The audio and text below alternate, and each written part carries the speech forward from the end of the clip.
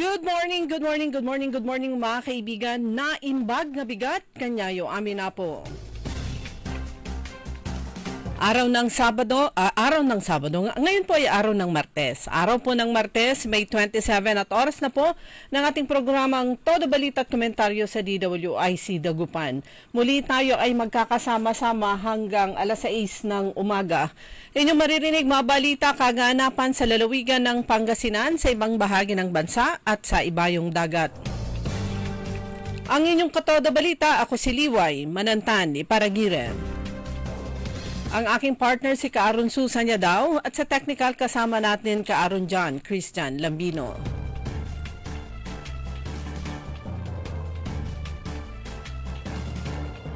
Sa ulo ng mga balita sa Balitang Nasyonal.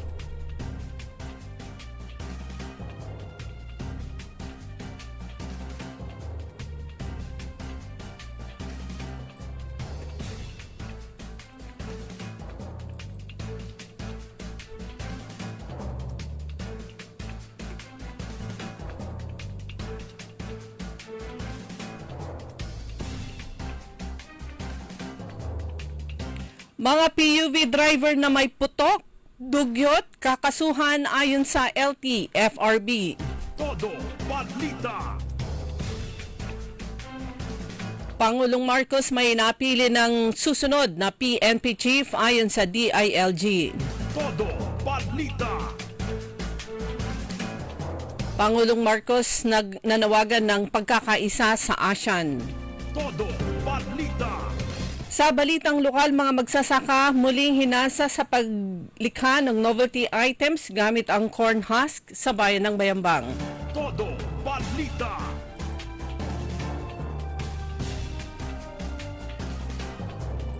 Sa balitang pampalakasan, unang palaro gold kinuha ni Taharos mula sa Visayas. Todo Balita. At ngayon sa detalye ng ating mga balita.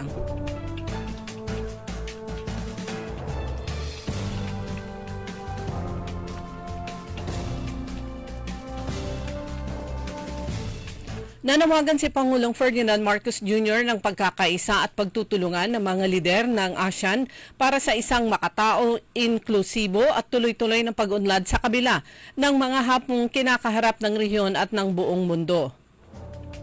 Sa kanyang talumpati sa plenary session ng ika-46th ASEAN Summit sa Malaysia, binigyan diin ng Pangulo ang kahalagahan ng temang inclusivity and sustainability na dapat maramdaman ng lahat, lalo na ng mga karaniwang mamamayan.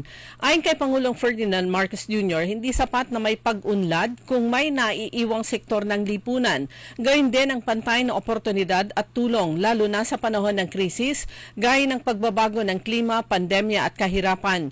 Giniit din ng Pangulo ang mahalagang gampanin ng kabataan sa kinabukasan ng ASEAN. Sa Pilipinas pa lamang, higit 30 milyong kabataan ang itinuturing niyang susi sa pagbabago at sa pagpapaunlad ng rehiyon. Kabilang din sa mga tinutukan ng talumpati ng Pangulo ang pangangailangan ng agarang legal na kasunduan para sa South China Sea upang mapanatili ang kapayapaan at maiwasan ang tensyon sa karagatan.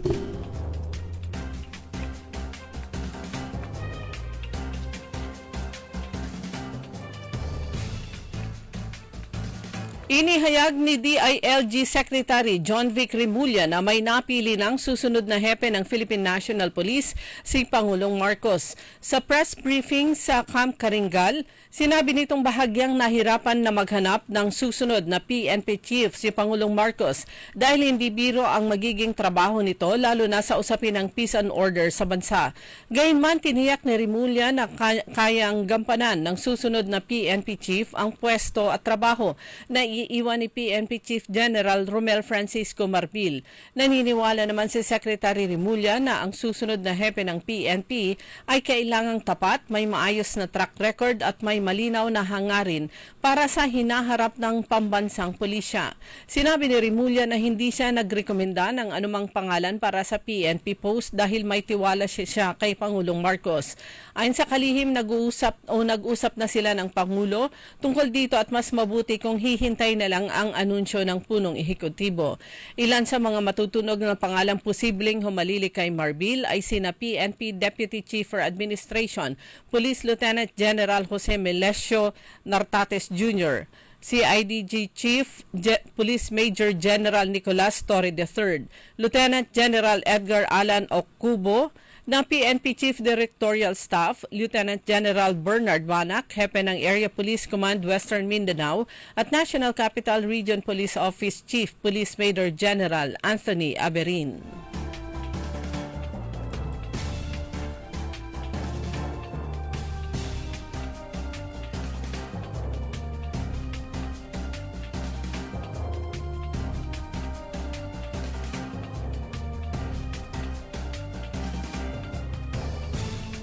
Eto naman, bad news sa mga driver na hindi mahilig maligo. Maaring kasuhan ng sinumang pasahero ang mga public utility vehicle driver na may putok at dugyot. Ito naman ang nakasaad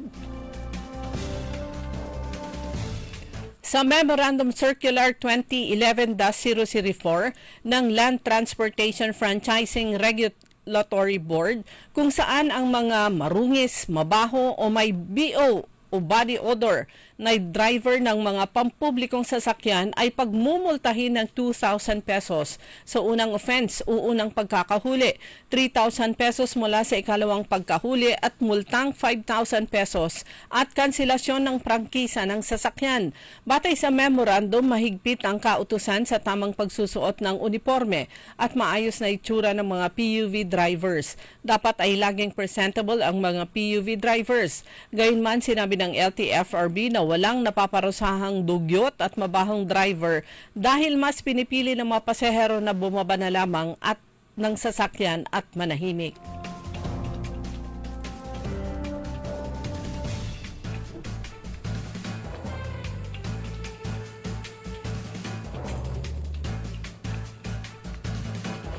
Nakatakdang ipatupad ng Metropolitan Manila Development Authority o MMDA ang traffic mitigation measures para maibsan ang inaasahang mabigat na daloy ng trapiko sa muling pagsasaayos ng Epifanio de los Santos Avenue o EDSA na isasagawa ng Department of Public Works and Highways.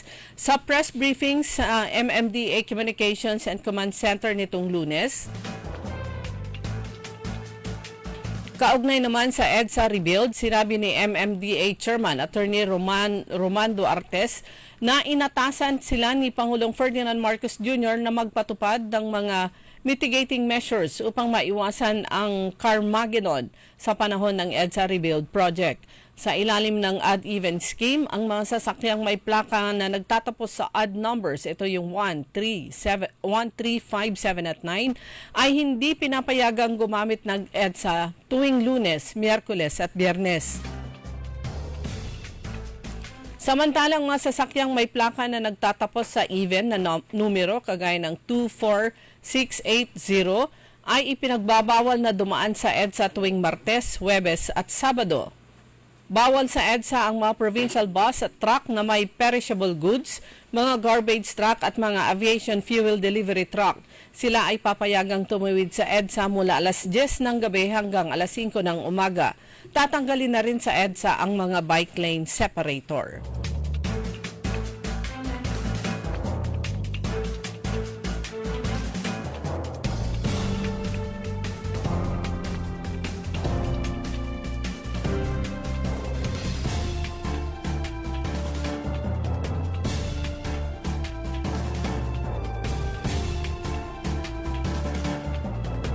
Isang 48 years old na patungong Cebu ang inaresto noong May 25 kasunod ng umunoy bomb joke habang papasakay ng isang commercial flight sa Ninoy Aquino International Airport Terminal 3. Nangyaring insidente habang nasa boarding procedures nang magkomento ang pasahero na nagmumungkahi ng pagkakaroon ng granada sa loob ng kanyang bag habang ito ay nakalagay sa overhead bin. Agad na iniulat ng isang miyembro ng cabin crew ang pahayag sa mga airline at airport security personnel. Mabilis na nakipag-ugnayan ang PNP AVSE Group o Aviation Security Group, APD, EOD teams na may K9 units, airport fire at medical departments at iba pang emergency responders upang mapigil ang nasabing pasahero. Kasunod ng standard operating procedures, ininspeksyon ang mga eroplano subalit wala namang natagpo ang bomba ang mga otoridad. Nasa kustodiya na ngayon ng NAIA Police Station 3 ang suspect para sa karagdagang legal na paglilitis.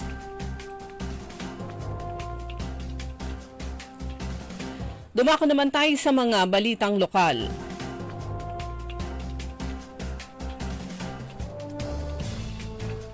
Sa bayan ng Bayambang, isang enhancement training sa paggamit ng corn husk, isang byproduct ng corn farming, upang lumikha ng iba't ibang novelty items ang isinagawa ng Municipal Agriculture Office sa Ligue Barangay Hall sa pakikipag-ugnayan sa Heart and Soil Farm School Incorporated. Mula May 20 hanggang 22, nag-ensayo ang mga magsasaka sa paglikha ng mga novelty items gaya ng mga bag, vase at bulaklak gamit ang corn husk sa pamamagitan ng mga natutunang mga technical na pamamaraan at disenyo. Sa training na ito, naisulong ang prinsipyo ng sustainability at alternative livelihood bilang paraan sa paglaban sa kahirapan sa pamamagitan ng pag-recycle ng mga materyales na dati nang itinuturing na basura matapos ang pagsasaka. Sinimulan ng lokal na pamahalaan ng lungsod ng Alaminos ang kanilang Lunes sa pamamagitan ng pagbibigay ng parangal sa mga best employees for the month of April sa isinagawang flag raising ceremony kahapon umaga sa Plaza Marcelo Otsabe. Kinilala din ang nagwagi sa katatapos lamang na 3rd Mayor's Cup Lawn Tennis Tournament. Pinaka-highlight na aktibidad ang paggawad ng Best Dress LGU Employees Filipina Attire Award sa manatatayang kawani na suot ang kanilang magagarang barong at Lady Barong o kimono bilang pagtalima sa CSC Memo Circular No. 16 Series of 2024 at Memo No. 63 Series of 2025 ng pamahalang lungsod ng Alaminos at ang pagbahagi ng muntirigalo sa mga birthday celebrators at special prizes para sa Q&A segment ng programa. Ang aktibidad ay pinangsiwaan ng City Information Office sa pamamagitan ni Venus Balgua. Bago mag-umpisa o sa pag-uumpisa naman ng palarong pambansa na ginaganap ngayon sa Ilocos Norte ay naglabas ang Schools Division Superintendent ng Schools Division of Ilocos Norte ng Advisory 077. Ito ay paalala sa mga kawani ng Department of Education patungkol sa social media ethics. Nakalagay dito na ipinapaalala ng DepEd Ilocos Norte ang DepEd Order number 07 o 047 series of 2022. Ito nakalagay sa item 3 na ang mga empleyado at mga opisyales dapat nilang isipin ang legal restrictions imposed by existing statutes, rules at DepEd order patungkol naman sa paggamit ng social media. At sa item 3C, ang mga empleyado at mga opisyales ng DepEd ay hindi nila dapat nilang isiping maigi ang reputasyon at honor ng organization o ng Department of Education. Paalala ni Attorney Donato Balderas Jr., Schools Division Superintendent. DepEd, pagpapaalala ng DepEd Memorandum OU-OPS 2024-05 at 03940 with the subject guidance and posting learners' images or data posting on social media, dated May 15, with reference sa Cybercrime Prevention Act. Nakalagay dito na kailangan ang consent Consent is necessary when sharing or posting images of other people on social media to avoid possible legal consequences, especially if the person affected believes that his privacy or reputation has been violated and or compromised. Samantala, libo-libong mga athlete students ang nasa Ilocos Norte ngayon at naglalaro sa iba't ibang sporting events sa Palarong Pambansa 2025. Inihayag ni Distrito 2 Congressman Marco Juanco ang paaralan ng pinakaimportanteng lugar sa komunidad. Ito ang humuhubog sa kinabukasan ng ating mga anak, ngunit kailangan raw itong maging maayos, maganda at makabago. Sa inisyatiba ng kongresista, napaayos nito at napaganda ang mga classrooms ng Kadampat Elementary School ng Barangay Bolo, Labrador na nagbibigay na ngayon ng mas malawak, makabago at mas maliwalas na classrooms para sa mga estudyante at para na rin sa mga guro. Hindi pa rin natatapos dito ang pagbabago ng komunidad, kaya naman tuloy-tuloy rin siya sa pagkamit ng magandang pagbabago para sa bawat mamamayan ng Distrito 2. Ang mga department managers ng lokal na pamahalaan ng Lingayen ay nagsagawa ng site visit sa bagong demo farm facility sa Barangay Bantayan sa Lingayen. Layunin ng makabagong proyektong ito na bigyan kaalaman at suporta ang mga lokal na magsasaka sa pamamagitan ng mga makabago at sustainable na pamamaraan ng pagtatanim ng palay.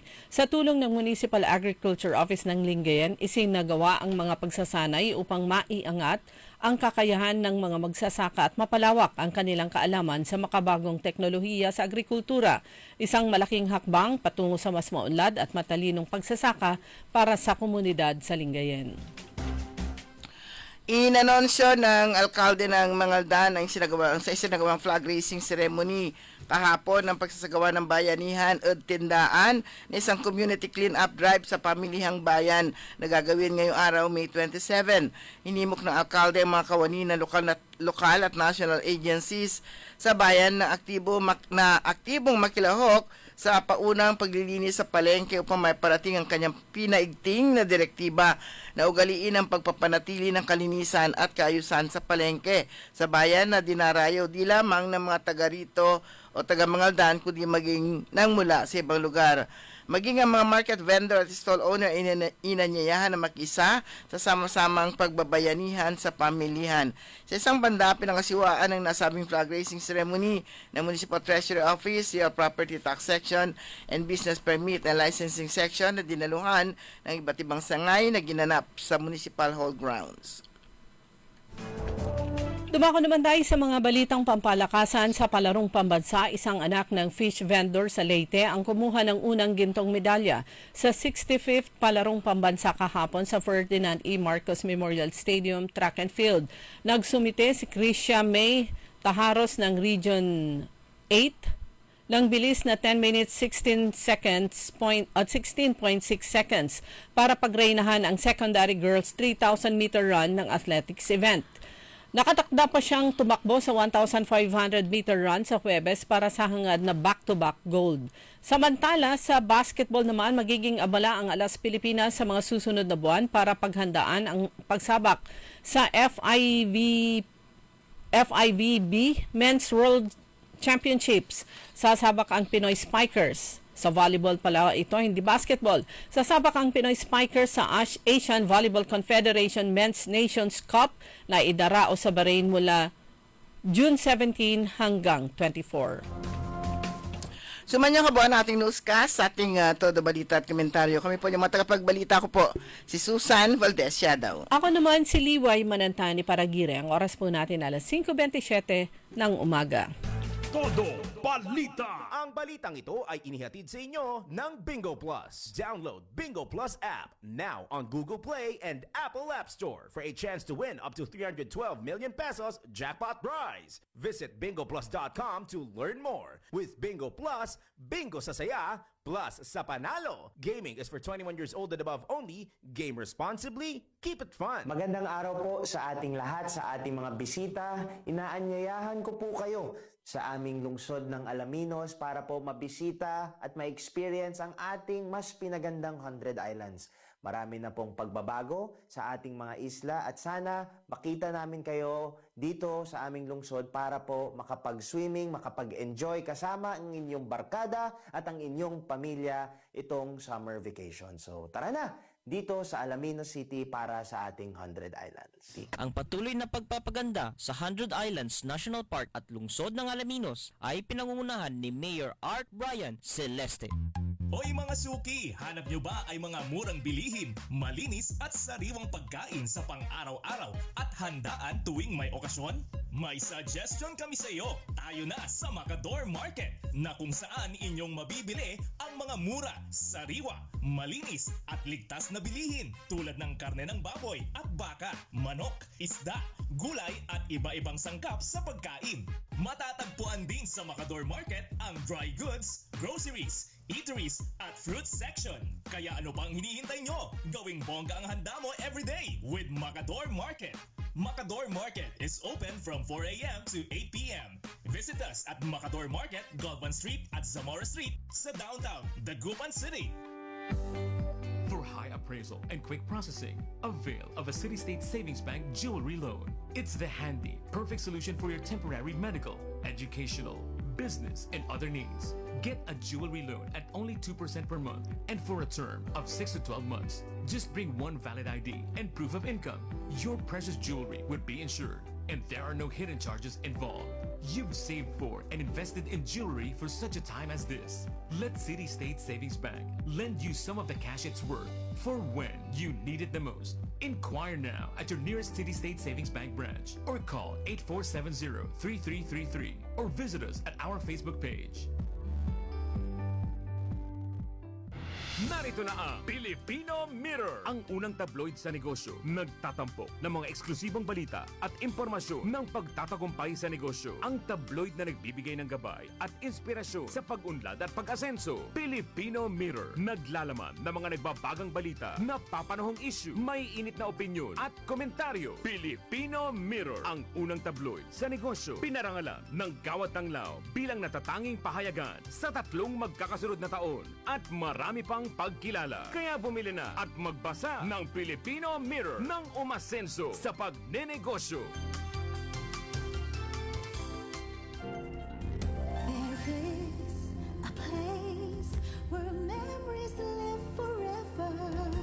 A joy and a smile will somehow flourish in our hearts. Eternal gardens, eternal love, you will always be remembered night and day.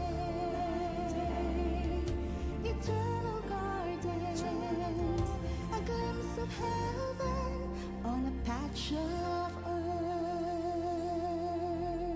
DWIZ Liway Manantan at Isusan Yadaw sa Todo Balita. Oras po natin mga kaibigan, alas 5:31 ng umaga. Sa pangalawang bahagi po ng Todo Balita, kasama niyo pa rin Liway Manantani Paragiren. At Susan Valdez daw. Papalapit na papalapit ang pagtatapos ng Mayo, pero pangalan nito, inaugural o kaya ng mga bagong halal, pag-upo po nila sa ano pa po yun? July 1. Pero June 30, yan naman yung pagtatapos ng term ng mga kasalukuyang mga members, kasalukuyang mga opisyales mula mayor, sa lokal, mayor hanggang councilor, vice governor, governor at yung mga members ng 12 na miyembro ng Senado. Merong 12 na papalit sa kanila. Plus syempre yung mga incumbent na party list group representatives. Marami pong mga bago na mga party lists ang nakapasok sa susunod na kongreso at yung iba ay mga first time na makapasok, yung iba ay hindi siguro pinalad nung mga nakaraan and finally nakakuha sila ng seat. Magkakaroon sila ng representative sa House of Representatives. Kayo po, kumusta yung mga party list na inyong ibinoto? Sila po ba ay nakapasok? Kung sa susunod na eleksyon di pa naman sila disqualified, ayan, paghandaan nila paghandaan nyo na rin para naman i-encourage nyo yung ibang miyembro ng inyong pamilya na iboto sila para sa susunod ay manalo na at makapasok sa Kongreso. Okay. Kahapon, Martes na ngayon, no? So meron pa rin regular session po ng Sangguniang Panlungsod. Kahapon, yun yung first regular session since election ng Sangguniang Panlalawigan headed by Vice Governor Mark Lambino. Pero ang bilis lang talaga. Parang nalingat lang, tapos na. Although, pero kasi yung kanilang mga puro authorizing. Ayan, tsaka mga authorizing governor to enter and sign into sign a MOA. Into and sign a MOA, kontura di ay. Tapos, congratulatory message. Tapos, na lahat? Municipal city budgets na yun yung mga dinudulog pa sa mga sa mga committee. Pero kahapon nagkaroon tayo ng pagkakataon na muling makapanayam si Vice Governor Mark Lambino. So ibabahagi po natin yung ating pakikipanayam kay Vice Governor Marty Guzman Lambino. Lahat sa ating mga kaibigan sa media, ating mga tagapakinig, kabaluyan tayo dyan Pangasinan. Muli isang magandang araw. It's good to see everyone once again. Pagdating po sa itong natapos na po ang midterm elections for 2025, tayo po ay nagpapasalamat muli sa ating mga kababayan sa Pangasinan sa kanilang tiwala at suporta na binigay para po sa aking ikatlong termino bilang Vice Gobernador ng probinsya ng Pangasinan. So, tulad po ng aking parating sinasabi, ang serbisyo po natin, serbisyo ng Pamilya Lambino ay nakafocus lamang po sa isang maayos, malinis at matapat na pamamalakad dito po sa probinsya ng Pangasinan. At maasahan pa rin po nila yan sa atin itong susunod na 3 taon. So, paano po yung proseso para ito ending na? So, start na panibagong paggawa ng mga dito po sa Sanggunian. Okay. Siguro natatanong niyo po yan dahil something na napag-uusapan pagdating sa Kongreso, no? Sa Congress at Senate, yung kanilang whether it's a continuing legislature. Sa local government po kasi, iba po ang rules na sinusunod. Hindi po yan tulad ng Kongreso at ng Senado na tuwing nagpapalit po sila ng Kongreso ay nagre-reset po ang parliamentary status ng mga kanilang mga fina-file or pinapasa ng mga bills. Sa sanggunian po, it's always a continuing sanggunian. Meaning, whatever was passed in the previous or in the current sanggunian, pagpasok po ng susunod, in this case, the 12 Sangguniang Panlalawigan, continuous po yung parliamentary status po niyan. Hindi po sila natatanggal, hindi po sila nabubura. Tuloy-tuloy po yung trabaho. So, whatever was pending na mga na-file in the 11th sanggunian will be taken pa rin continuously sa 12 sanggunian. So tuloy-tuloy po yan. Wala pong ma-reset, walang mababago, walang kailangang i-refile whatsoever. Ganyan po ang pagdating po sa local government units. Pati mga committees na hina-handle nila.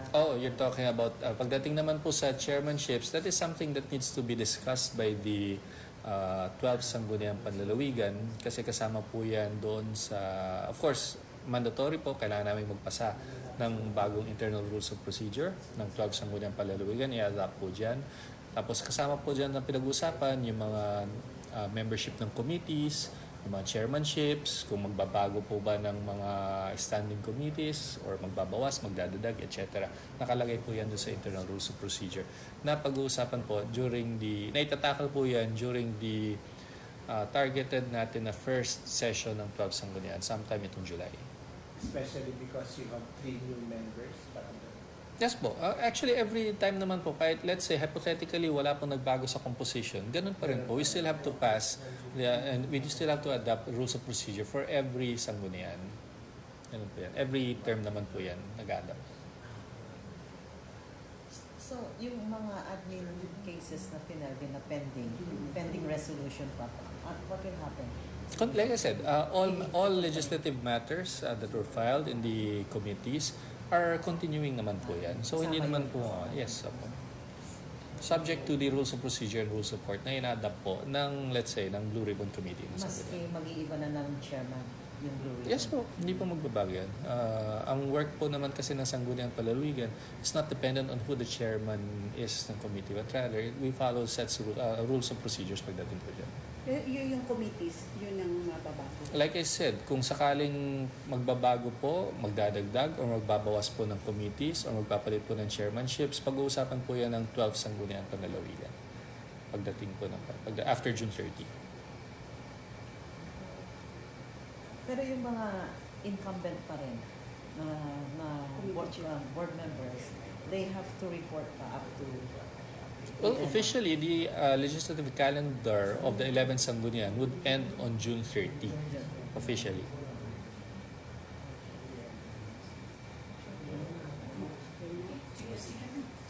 On the record, sir. Okay.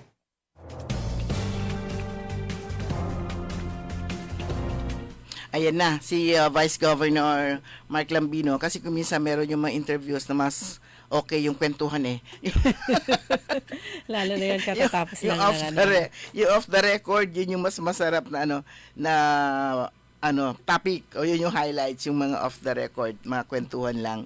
Pero ayun yung pag-usapan yung yung nakakuha siya sa 1 history ng 1 million votes. Oo, sa vice governor sa election. Siya yung pinakauna o siya lang so far ang nakakuha ng more than 1 million votes sa election. Ayun na rin sa na rin sa Sanggunian Secretariat. Para ayun pag-usapan yon. Kasi yun ang tinatanong parang very proud na siya nga yung pinakamalaki. Hindi na, importante, tatanungin ako ilang percent. Ang importante, panalo. Yan. Kahit na saan pa siya, kahit na hindi pa siya 1 million, basta ang importante ay panalo.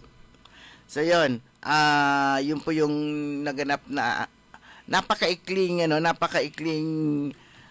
regular session at may clear rin yung short, may clear na nga short pa yung interview natin kahapon. Pero so about lang yun sa proseso ng transition ng incoming at saka outgoing na sanggunian. So pareho lang, continuing. Unlike daw sa Congress. Panibago para mag-start na muli. So yung mga bill na na-file etong Congress na to, kailangan kung i-refile ulit sa susunod. Pero dito sa sanggunian, tuloy-tuloy lang 'yan. Hindi yan. Yung mga pending, itutuloy lang. Yung mga hindi natapos, itutuloy lang nila. Alam yung mga sa Congress nga kapag sayang, wala, natulugan ng mga natulugan, hindi na ipasa. So wala na yon. So kailangan na naman nilang i-refile yon. Ang magkakaroon lang ng pagbabago ay yung sa mga committees. Ayan, sa yung susunod na members ng Sangguniang Palalawigan, yung mga pag-upo ng bagong halal, yung re-elected plus yung pag-uusapan nila kung paano yung sa committees, since majority palagay ko nila most likely same. So dito rin sa Dagupan, sigurado magkakaroon ng panibago dahil wala ng minority, iisa yung yung minority. Siguro hindi na rin siya minority floor leader. Oo. Si Councilor Dada, at least meron pa rin minority. Hindi naman na pwedeng i-ignore pa rin nila yung minority na yun. Oo, kasi may minority. At least may boses. May ibang boses na maririnig. Oo, sana hindi nila erasein yung yung title na minority. Kasi kung minsan mabilis lang sila mag-erase. Parang yung floor leader. Oo. Di ba? Nawala na yung nawala yung majority. Ayan, di ba? Binura nila yung majority na yun, nabura pa Kaya nga sabi ko, sana wag naman nila erasein yung nag-iisang minority. Ibigay na nila sa kanila yon. Well, anyway, mga kaibigan, ang bilis po ng oras natin, 5:42. Good morning, Kuya Benji. Ang aga-aga mong ang agang bumati. Nagparamdam. Good morning, Kuya Benji Tan. Good morning din kay Sir Napoleon ko. Yan, oras na po natin mga kaibigan. Alis 5:42 na po ng umaga. Babalik po tayo pagkatapos ng ilang paalaala. DWIZ. Ladies and gentlemen, the new face of your favorite resto bar in Dagupan City. The original party place in town. The Music Warehouse Club Dagupan City. No need to go to Manila's top bars like Silo and BSK Club. Dagupan has it all. Fully air-conditioned with free entrance, free parking, and restrooms for all. Doors open at 7 p.m. Do well, live well, and dress really well. Find us at Paris Street, Barangay Pogo, Chico. Contact us at 075-522-2617. Reserve your tables now. Hoy mga suki, hanap nyo ba ay mga murang bilihin, malinis at sariwang pagkain sa pang-araw-araw at handaan tuwing may okasyon? May suggestion kami sa iyo. Tayo na sa Macador Market na kung saan inyong mabibili ang mga mura, sariwa, malinis at ligtas na bilihin tulad ng karne ng baboy at baka, manok, isda, gulay at iba-ibang sangkap sa pagkain. Matatagpuan din sa Macador Market ang dry goods, groceries, eateries at fruit section. Kaya ano pang hinihintay nyo? Gawing bongga ang handa mo everyday with Macador Market. Macador Market is open from 4 a.m. to 8 p.m. Visit us at Macador Market, Galvan Street at Zamora Street sa downtown, Dagupan City. For high appraisal and quick processing, avail of a City State Savings Bank jewelry loan. It's the handy, perfect solution for your temporary medical, educational, business, and other needs. Get a jewelry loan at only 2% per month and for a term of 6 to 12 months. Just bring one valid ID and proof of income. Your precious jewelry would be insured and there are no hidden charges involved. You've saved for and invested in jewelry for such a time as this. Let City State Savings Bank lend you some of the cash it's worth for when you need it the most. Inquire now at your nearest City State Savings Bank branch or call 8470-3333 or visit us at our Facebook page. Narito na ang Filipino Mirror, ang unang tabloid sa negosyo. Nagtatampok ng mga eksklusibong balita at impormasyon ng pagtatagumpay sa negosyo. Ang tabloid na nagbibigay ng gabay at inspirasyon sa pag-unlad at pag-asenso. Filipino Mirror, naglalaman ng mga nagbabagang balita, napapanahong issue, may init na opinyon at komentaryo. Filipino Mirror, ang unang tabloid sa negosyo. Pinarangalan ng Gawad Tanglao bilang natatanging pahayagan sa 3 magkakasunod na taon at marami pang pagkilala. Kaya bumili na at magbasa ng Filipino Mirror ng umasenso sa pagnenegosyo. Nakikita pa ba ang pagmamano sa mga Pilipino ngayon, lalo na sa mga kabataan ngayon?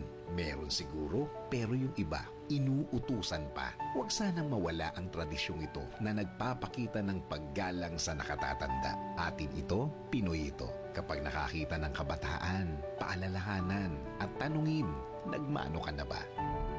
Isang paalaala para walang makalimot. Hatid ng ALC Group of Companies. Aliw Broadcasting Corporation. Station DWIZ News Nationwide. DWIZ News FM Regional Group. Home Radio 97.9.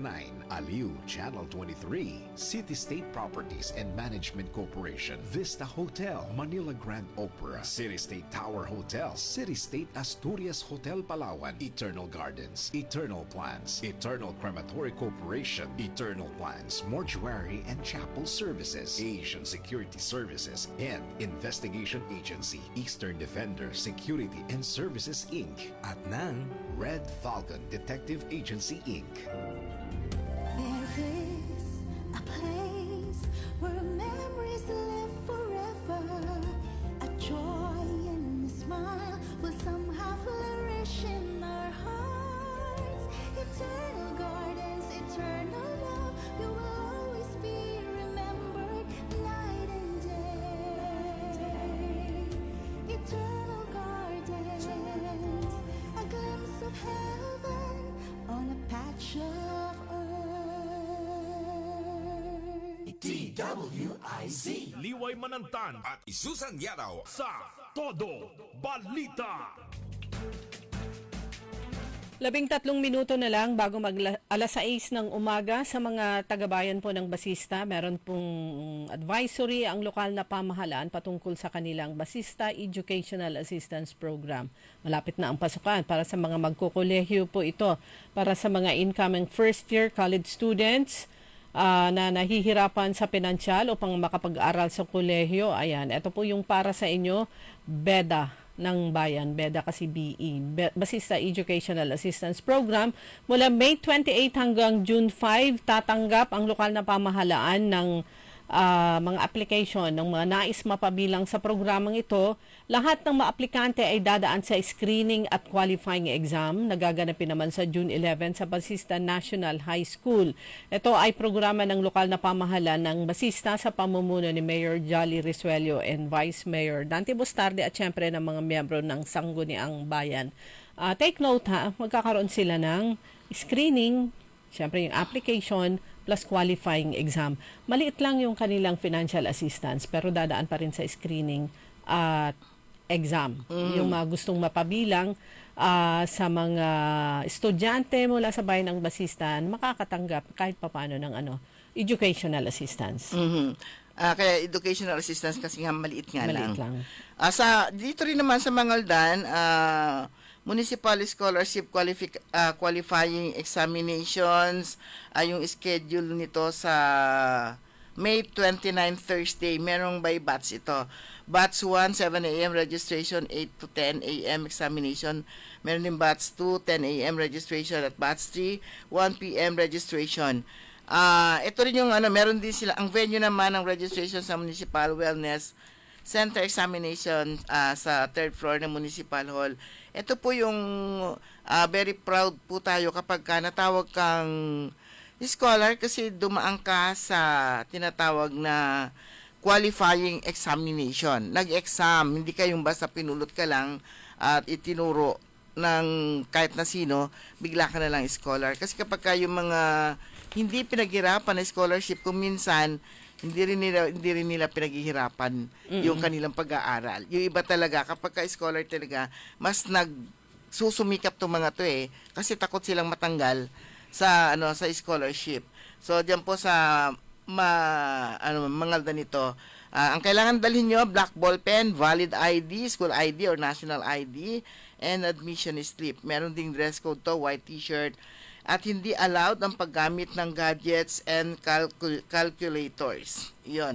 Tapos dito sa dito sa nakadugtong din dito, list of examinees for incoming grade 7 students batch 1. So yung binanggit natin kanina, batch 1, 2, 3, 4, ay batch 1, 2, 3 lang pala. Naka-post din sa Facebook. So yan, naalala natin noon nung panahon nga ni Mayor Brian Lim, lahat ng mga scholars kapag gusto mong malaman kung scholar ka o kung sino pa yung mga scholars ng lungsod, makikita mo lang, nakapost lang yan, transparent, very transparent yan sa Facebook account ng syudad, yung particularly yung scholarship team, anong tawag doon, yung scholarship na yung nag-aasikaso doon sa scholarship, kung naman tawag doon sa grupo nila na yon, andun makikita lahat ng mga scholars sa Facebook. So, panawagan dito, since wala nang perwisyo daw, yun, wala nang, anong tawag ito? Actually, hindi yung perwisyo wala nang check and balance. So, since wala nang check and balance, pwede sigurong gawin na nilang i-check and balance na nila. Yan, i-check na lang nila. At kung kung dati meron sila itinatago, siguro ngayon hindi na sila mahiya, pwede na siguro nilang ilabas. I-post na lang nila sa lahat sa Facebook, lahat ng mga scholars, at sana panawagan din dahil wala nang ibang kulay, iisa na lang ang kulay, sana wala nang red, wala nang blue, sana na lang, walang kulay. Kumbaga sa para yung kahit na mga anak ng mga mahihirap, na mga hindi sumuporta dito sa administrasyon o kahit sa munisipalidad o syudad yan, sana wala ng kulay pagkatapos na eleksyon. Wag idamay yung mga bata na gustong mag-aral, gusto nilang qualified naman sila at gusto talaga nila makapag-aral pero wala silang kakayanan na makapag-aral, sana bigyan ng pagkakataon ng pamunuan kahit na anong kulay. Sabi nga natin, lalong-lalo na dito sa Dagupan, since panalo naman sila lahat, so dapat wala nang division, iisa na lang, wala nang kulay. Pero sana naman, wag naman yung kulay lang nila. Yun. Sana burahin na nila yung kulay at maging, kung anumang kulay yan, parang na lang, puti na lang lahat. O kaya yung kulay na, alam niyo yung yung malapit na yung pasukan, yung sa crayon, na ilan yung laman, 24 colors. Mm. Meron pa yata mas marami nun. So lahat ng klase, para may kasama na doon yung mga blended colors. True, yun sana. Kasi marami tayong naririnig noon na naawa ka sa mga ilang mga bata na gustong-gusto talaga nila na makapag-aral at nahihirapan yung kanilang mga magulang na pag-aralin sila pero hindi sila matanggap sa scholarship dahil nga sa iba yung kanilang kulay. So siguro itong itong school year na to, ito siguro yung pagkakataon na para mabigyan lahat ng pagkakataon, mabigyan lahat ng tsansa, lahat ng mga bata dito sa Dagupan na qualified talaga, tsaka talagang gusto talaga nila makapag-aral at hindi palakasan, siguro ito na yan, magkaroon na dapat ng qualifying exams. So at least para kung hindi man sila makapasok, hindi man sila matanggap, wala ka na magagawa dahil hindi sila pumasa. Parang ganon. Samantala, ito mula naman sa bayan po ng Rosales, patungkol naman to sa Araw ng Kalayaan. Sa June 12, magkakaroon ng job fair. Kalayaan Job Fair in one-stop shop. Gaganapin po yan June 12 sa SM City, Rosales. Mula alas 7 ng umaga, maaga yung pag-uumpisa, alas 7 ng umaga hanggang alas 4 ng hapon. So yung mga naghahanap ng trabaho, ito isang venue para kayo ay makapag-apply. Pag ganito pa ang ina-advise palagi, magdala kayo ng maraming set ng inyong resume para, sige, bigay lang ng bigay. Meron yung mga companies mula sa pang factory worker sa local and abroad at iba pang mga companies kasali po dito. Isa ito sa maagang nag-anunsyo para sa job fair. Sabi po dito ng LGU Rosales, ang proyekto ay magkatuwang na inihahandog ng lokal na pamahalaan ng Rosales sa pamumuno ni Mayor Liam Cesar at ng Department of Labor and Employment kasama ang SM City Rosales. Yan po. Bahagi na rin ng kanilang selebrasyon ng annual fiesta. June ang fiesta ng bayan ng Rosales. So, most likely, hindi lang sa SM City Rosales magkakaroon niya ng jobs fair. Baka meron pang ibang lugar dito sa Pangasinan. Pero yun nga, ihandaan nyo ang inyong mga resume. Prepare kayo ng marami para malay nyo, ito na yung time na kayo ay makapasok sa trabaho. O kaya yung iba naman maghahanap ng dilipatan. Ayan, good morning kay Madam Rose Mariquez, kanto Atanalaki. Alas 4, abangunla, kanto si Lucky Benji. At least si Lucky Benji, alas 4, abangunla, si Kato, alas 3. Abangunla. Pero walat kinata na, walat urdaneta, ang gano walat urdaneta, mandudangulin siya dyan, si Katayo. Good morning din, bumalik na yung suki natin dyan sa nasa na ba yung Fernandez? Ito. O yan. Fernandez Street? Oo. Ayan, bumalik na yung suki natin dyan sa Fernandez Street. Good morning sa lahat ng mga... mga naka-tune in. Good morning sa lahat ng mga namamalengke ngayon dyan sa Malimgas Market. Ayan. Mamura na ikin, mamura na ipising amo. Pero nung last na namalengke ako, parang tumaas na ang kamatis, presyo ng kamatis. Ayun. Tumaas na naman ulit. Oo. Ayan, pero yung isda, nung last na namalengke din ako, mura na. Ayan, at saka yung binibili natin noon na merong... Mercury. Flying fish, ang sarap po noon actually. Sabi ko nga, siguro it will take your lifetime bago maipon yung sinasabi magiging poisonous yung mercury na pumapasok sa yung katawan. Sa edad natin. Sige lang. Sarap kasi ng flying fish. Matinik lang. Pero masarap yun, yung nabili ko first time ko nakatikim ng flying fish na merong bugi. Talagang, ibig sabihin malaki siya. Oo, malalaki siya at matataba. Ang naisip ko noon, sige, hindi na lang. Para sa tao na lang. Parang... kasi mura lang siya. Okay, ito pong ating yung gikonsulta ni Governor Ramon Gico III. At tuloy-tuloy pa rin po 'yon. At yun nga, abangan po natin yung iba pang lalawigan o mga syudad na gagayahin, i-replicate po yung ginagawa po ng provincial government na ito po yung talagang project niya na winner. Binatikos, binalaruha, binaboy, pero winner. Ito Dahil ganun ito. diretso po yan. And even before campaign period ay si Governor Gico ay naimbita na siya ng PhilHealth para i-present sa kanila yung programa ng Pangasinan. At magiging template para naman sa ibang mga local government units na pwede nilang i-adapt. Ang Quezon City government ay mag-i-implement na ng katulad ng Giconsulta.